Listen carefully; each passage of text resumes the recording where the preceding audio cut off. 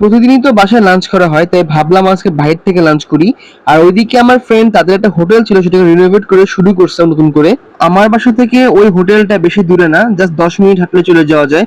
সেই কথা মতো আমি চলে গেলাম মনির হোটেলে, মানে নিউ মনির হোটেল যেটা, এটা নতুন করে তারা শুরু করছে। আবার চলে আসলাম মনির হোটেলে। এটা হচ্ছে আমার বন্ধুর হোটেল। এখানে আমি খেতে বসে গেলাম, যে এক প্লেট ভাত দিল, অনেক ভাত দিছে এবং আশপাশে ইন্টেরিয়রটা অনেক সুন্দর। জাস্ট শুরু করছে নতুন করে, এখনো ঠিক মতো গোছগাছ শেষ হয়নি। খাবার তালিকায় তো অনেক কিছুই ছিল, কিন্তু আমি খাইলাম সবজি দিয়ে পাঙ্গাস মাছ।